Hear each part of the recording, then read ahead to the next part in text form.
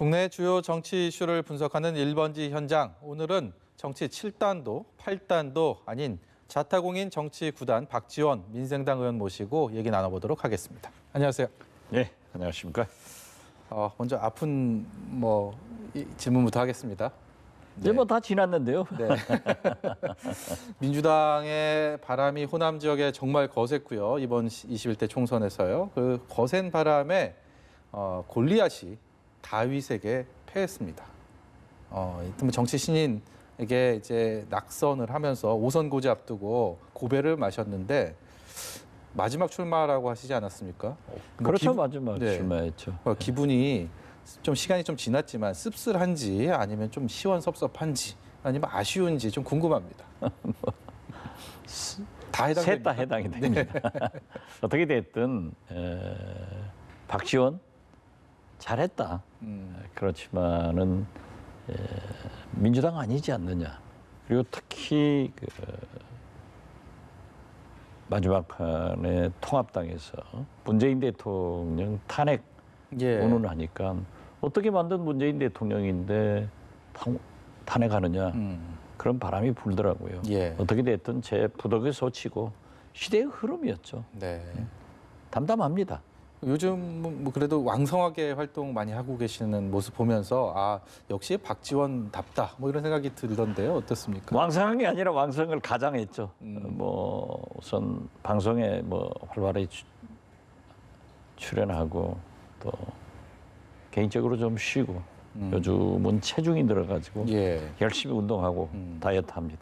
방송에서 찾는다는 것은 그만큼 무궁무진한 콘텐츠를 갖고 있기 때문에 찾는 거 아니겠습니까? 여러 가지 면들을 여쭤보기에도 참 물어보는 사람 입장에서도 부담이 없고 그거를 다양한 얘기들을 해주시기 때문에 저도 그렇게 좀 여쭤보도록 하겠습니다. 먼저 김정은 국무위원장 건강 이상설 지난주까지는 굉장히 큰 이슈였는데 오늘 국정원에서 국회 정보위에 현안 보고한 것도 그렇고요.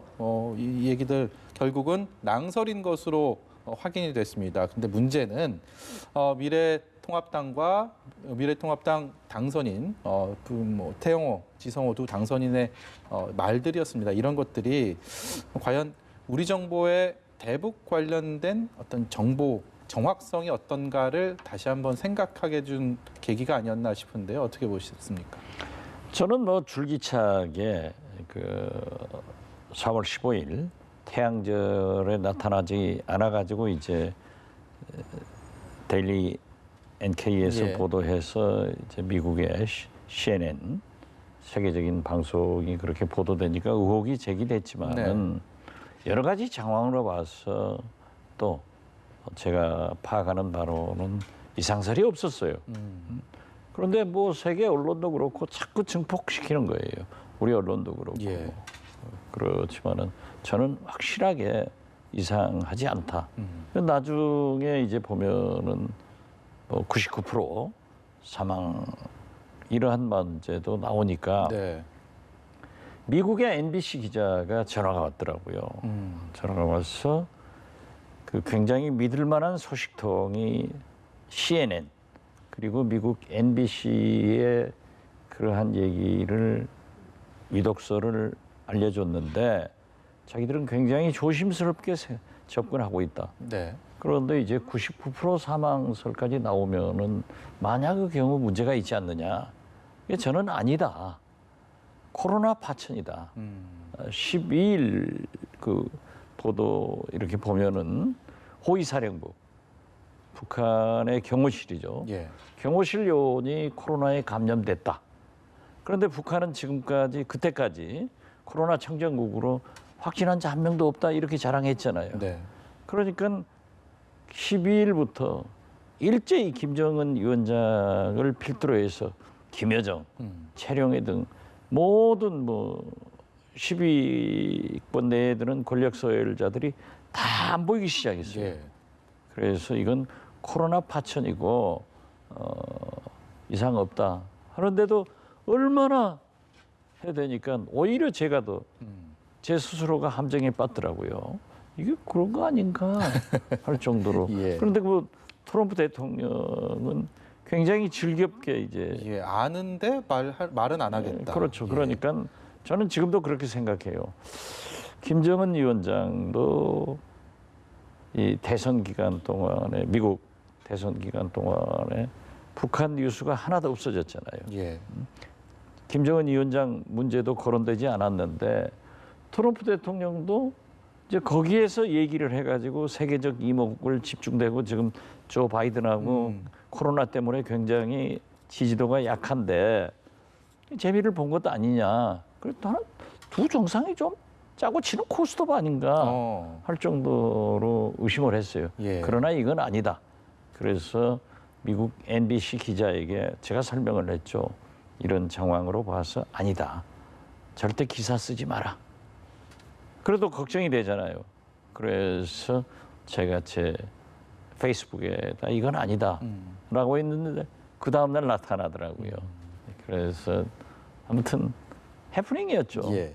이 해프닝이 두 명의 당선인을 통해서 나오면서 정치인의 말의 무게가 어떤 것인지에 대해서 다시 한번 생각을 하는 계기가 아니었나라는 마음이 들었고요. 또 한 가지는 여전히 이 발언을 두고서 국회에서 이 두 당선인 같은 경우는 일정 특정 상임위원회는 배정을 하면 안 된다라는 얘기가 개원도 전에 나오고 있습니다. 이 일련의 상황들에 대해서는 정치구단은 어떻게 훈수를 두시겠습니까?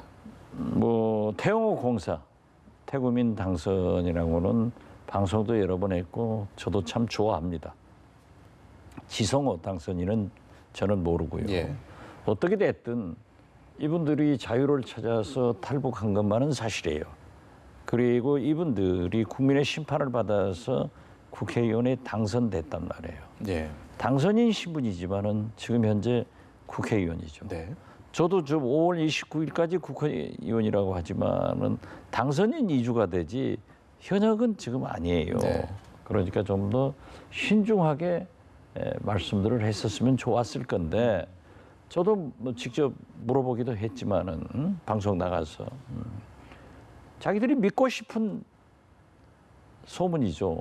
꼭 그렇게 되기를 희망하는 사항이기 때문에 저는 그런 말씀을 하셨지 않는가라고 하고 앞으로 국회를 위해서는 아무리 국민의 심판을 받았다 하더라도 이하 부정관 오얏나무 밑에 가서 가끔을 고쳐 쓰지 마라. 네.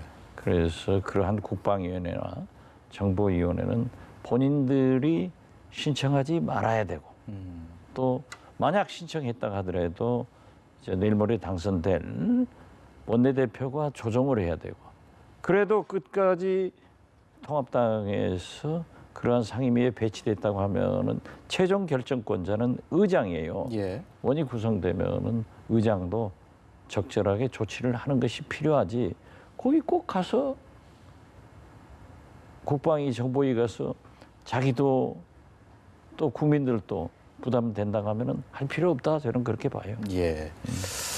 남북 대화나 북미 대화의 교착 국면이 길어지고 있습니다. 앞서서 말씀하신 것처럼 북미 간에도 어떤 정상 간의 얘기들이 별로 없는 상황에 남북은 또 최근에 또 지피 총격 사건들도 있었고 여러 가지 물론 남북이나 북미 대화가 부침이 항상 있어 왔던 건 사실이지만 지금 상황에서는 좀 신뢰관계를 회복하는 것이 급선무가 아닌가라는 생각이 드는데 올 한 해 남북 관계 그다음에 북미 관계는 어떻게 전망하십니까?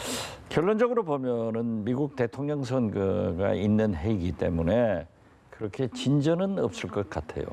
그렇지만은 제가 늘 주장을 했지만은 북미 관계가 잘 나가면은 문재인 대통령이 한 발 뒤에 서 있는 것도 좋지만은 지금처럼 교착 상태 또 남북 간에도 똑같은 현상 아니에요? 예. 그런다고 하면은 4.27 판문점 2주년 선언 기념식에서 문재인 대통령이 동해 북부선, 철도 등 예. 이러한 아주 적극적인 그러한 제안을 하는 게 좋고 예. 제가 알고 있기로는 코로나 19에 대한 어떤 포권 협력이 지금쯤은 대화하고 있지 않는가 저는 그렇게 보고 또 오히려 전 세계가 우리가 5,000년 역사의 대한민국이 세계적으로 이렇게 인류 국가가 된 것은 처음이에요. 예. 그렇기 때문에 코로나 키트나 마스크나 여러 가지 제품들이 북한은 지금 어렵단 말이에요. 또 거듭 말씀드리지만 코로나 파천을 해서 사실 북한은 격리 기간이 21일이었어요. 20일 만에 권력 서열 3위 박봉주 노동당 부위원장이 나타났는데 전부 마스크 쓰고 있었잖아요. 네. 이건 코로나가 있다. 굉장히 창궐한다. 특히 중국의 의료진 50명이 들어가서 김정은 위원장의 요구를 대비하고 있다 하는데 김정은 위원장 하나 보는데 50명 의료진이 갈 이유가 없어요. 네. 그래서 중국은 코로나가 어느 정도 진정되고 있는 건 사실이고 지금 두만강 북중 국경은 사실상 자유왕래가 되고 있단 말이에요. 예. 그래서 저는 코로나가 틀림없다. 그런데 지금 세계적으로 우리 대한민국이 인류 국가가 돼서 코로나 방역 퇴치의 최고 구간이에요. 그러면은 그 시의적절하게 예. 문재인 대통령께서 제안해서 아마 지금쯤은 서로 어떤 진전이 있지 않는가. 코로나 보건 협력 여기에서부터 시작해서 대화를 해 나가야만이 미국 대통령 선거가 끝나면은 할 수 있다. 저는 그렇게 봅니다. 코로나19가 남에도 우리 남측에도 그렇고 북측에도 그렇고 큰 위기이기도 하지만 관계 개선의 또 하나의 또 기회가 될 수 있다. 아, 그렇죠. 이런 해석이시군요. 예. 이번에는 국내 정치권 얘기 좀 해보겠습니다. 이제 민주당과 통합당이 내일과 모레 하루 사이로 원내대표 21대 국회의 첫 그 원내 사령탑으로서 이끌어가야 되기 때문에 그 어느 때보다도 어깨가 막중할 텐데 정치 구단은 어느 후보 쪽에 좀 마음이 쏠리시고 무게가 실리십니까? 글쎄 제가 뭐 얘기할 제 투표권도 없고 네. 제가 예측하기는 좀 조심스러운데요. 제가 원내대표 3번 해본 경험에 의하면은 1기 원내대표는 무슨 초선들도 많잖아요. 네. 그렇기 때문에 좀 힘 있는 그런 원내대표를 요구할 거예요. 그런데 지금 뭐 김태년, 전해철, 정성호. 정성호 예. 이 세 분이 기호순으로 불러야 되는데 그렇게 민감한데 지금 저는 기억으로 그렇게 불렀습니다마는 다 힘이 있고 친분이고 네. 청와대하고 다 얘기가 통할 거니까 결과는 저는 알겠는데 네. 여기서 공개적으로 말씀은 못 하겠어요. 네. 그러면 통합당은 어떻게 예상하세요? 지금 양자 구도로 좁혀졌습니다. 권영세 그리고 주호영 두 5선, 4선 중진들인데요. 4호선 중진들이 모여가지고 이번에 개입하지 않는다 하고 뭐 이런 얘기를 하면서 바로 주호영 5선 의원이 이제 출마 선언을 했는데 네.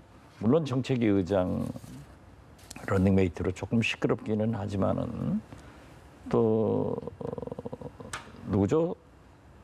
한번 나오신 분이 이명수 후보가 이명수 후보가 조금 전에 이제 불출마를 선언했고요. 오전에는 네. 김태흠 의원이 불출마 선언 선언했죠. 두 분 예. 충청권에서 네. 아마 정책위 의장 러닝메이트를 교환하는데 좀 어려움이 있었다라고 네, 이렇게 알려져 그런 있습니다. 예. 것으로 하는데 저는 어쩐지 중진 의원들이 그렇게 나오고 주호영 의원이 선언을 했다고 하면은 주호영 의원이 되지 않는가 그렇게 예측을 하고 특히 김종인 비대위원장에 대해서는 중진 회의에서 지금 뾰족한 수가 없기 때문에 예. 받아들이자. 단 조건부로. 조건이 2년 비대위원장 임기는 너무 길고 예. 1년 혹은 금년 말 그렇게 해서 김종인 비대위원장 체제로 가는 것 아닌가 그렇게 조심스럽게 예측해 봅니다. 그 조심스러운 예측에 귀가 솔깃합니다. 과연 그렇게 되는지 또 지켜보겠습니다.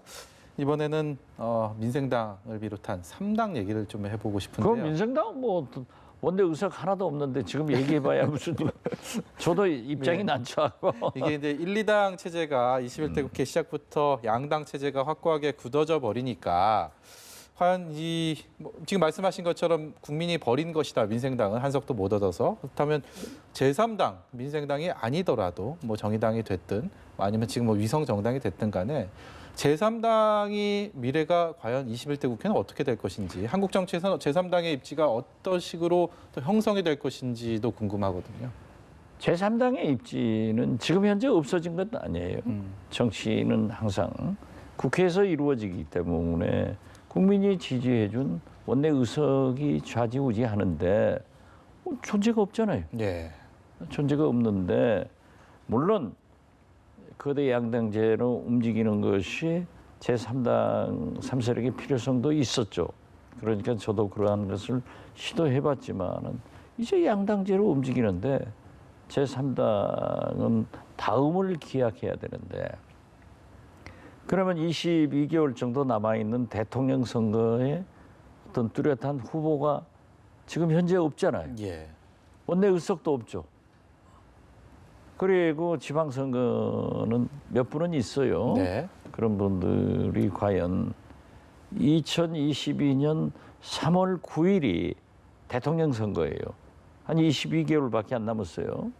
그리고 6월 1일이 지방선거. 지방선거인데 그때까지 존재 가능하겠는가? 저는 굉장히 어둡게 봅니다. 예. 그리고 저 개인적으로 얘기하면은 지난번이 그 마지막 선거였기 때문에 뭐 잘 되는 건 좋지만은 좀 거리를 두고 있습니다. 예. 그렇군요. 대권 말씀, 지금 뭐 대선 말씀을 자연스럽게 하셔갖고 그 얘기를 좀 해보려고 하는데요. 이제 이번에 민주당의 바람이 지난 4년 전과 다르게 호남 지역에서 강하게 불었던 이유 중에 하나가 호남 출신 대통령, 뭐 문재인 정부에 대한 호남 주민들의, 호남 지역민들의 또 지지도 있었고, 또 이낙연 전 총리에 대한 또 그런 바람도 괜히 거세게 일었습니다. 이낙연 전 총리랑은 개인적으로도 많이 친분이 있으시죠? 호영호재하고 가깝죠. 네. 그리고 저 자신도 그런 이낙연 전 총리의 대권 후보에 대한 강한 말씀도 드렸지만은 예. 지금 현재 보면은 꼭 우리가 호남 출신 또는 전남 출신 이렇게 거명하는 것 자체가 이낙연 후보한테 이낙연 전 총리에게 유리하겠는가? 이건 좀 더 시각을 크게 봐야 돼요. 대통령은 호남표로만 안 된단 말이에요. 그다음에 호남에서만 민주당이 승리한 게 아니라 수도권, 충청권 다 승리했잖아요. 예. 단 호남처럼 TK에서는 25석이 사실상 핑크 컬러가 된 거고 예. TK에서는 PK에서는 퇴보를 했죠. 그 대신 또 호남은 28석을 석권하다시피 했는데 저는 지금 현재 이낙연 전 총리가 40% 이상의 국민적 지지를 받고 민심은 거기에 있는 거죠. 예. 그러니까 정치라고 하는 것은 어떠한 권력도 민심을 이길 수 없어요. 그리고 경제는 시장을 이길 수 없기 때문에 상당한 유리한 위치에 있지만은 저 자신부터 진보 정권의 재창출을 위해서 노력해야지 호남, 전남 이렇게 자꾸 얘기하는 것은 이낙연 전 총리에게도 좋지 않은 그런 영향이 있을 것이다. 예. 그래서 저도 좀 조심합니다. 네. 마지막으로요. 20대 국회가 국민들에게 많은 비판을 받았습니다. 뭐 여야 의원들도 여기에 대해서는 책임감을 다 토로를 하고 있는 모습들 많이 봐왔는데요. 21대 국회 이제 20일 정도 뒤면 개원을 하게 되는데 새로운 4년을 열게 되는 정치 후배들에게 20대 국회까지는 못했지만 21대 국회에서는 꼭 좀 이루어졌으면 좋겠다라고 기대하시는 분이 있다면 뭐가 있을까요? 우선 민주당은 180석이라는 진짜 거대 집권 여당으로 국민 심판을 잘 받았잖아요. 예. 그리고 범진보로 따지면은 190석이 되는 거예요. 예. 그렇기 때문에 그러나 한국당도 통합당 또 보면은 지금 현재 103석이라고 하지만은 다 합치면은 거의 110석이 돼요. 그 범보수가. 그렇죠. 예. 그렇기 때문에 190대 110. 이건 두 거대 여야당이 탄생한 거예요. 과거 김대중 대통령은 늘 총선 때마다 100석만 확보해 주십시오. 개헌 저지선을 확보해 주십시오. 했지만은 87석으로 대통령이 당선된 거예요. 예. 그래서 저는 20대 국회처럼 너무 여당이 끌고 가려고 하지 말고 좀 야당을 잘 데리고 같이 협치를 해야 된다. 그리고 이번에 총선 패배 원인이 뭡니까? 민주당이 잘한다. 문재인 대통령에 대한 지지도도 높지만은 원체 통합당이 못한다. 엉망이기 때문에 예. 거기 심판한 거 아니에요? 예. 그래서 저는 거듭 말씀드리지만은 문재인 대통령이 코로나 감염 및 위기 극복으로 5천년 만에 세계 최대의 선진국으로 평가를 받고 있는 건 이건 굉장히 경이로운 거예요. 이제 문재인 대통령께서 코로나 경제 위기를 극복하는데 국가 재난 관리를 최대로 하겠다 하면은 통합당도 그 이상 발목 잡지 말고 네. 이제 그 국민이 가장 중시하는 코로나 경제 위기를 극복하는데 도와줘야 돼요. 그리고 선제적으로 대안을 제시하고 이런 정당이 되어야지 거대 여당이라고 해서 또 거대 야당이에요. 이런 의석을 가진 적이 없어요. 네. 그렇기 때문에 서로 협치해서 20대 국회를 반복하지 않는 것이 국민적 존경을 받는 국회가 될 것이다. 저는 그렇게 봅니다. 네. 건강 유의하시고요. 앞으로도 왕성한 정치 구단의 활동을 기대하겠습니다. 오늘 말씀 노력하겠습니다. 예, 오늘 말씀 여기까지 듣겠습니다. 박지원 의원이었습니다. 예, 감사합니다. 고맙습니다.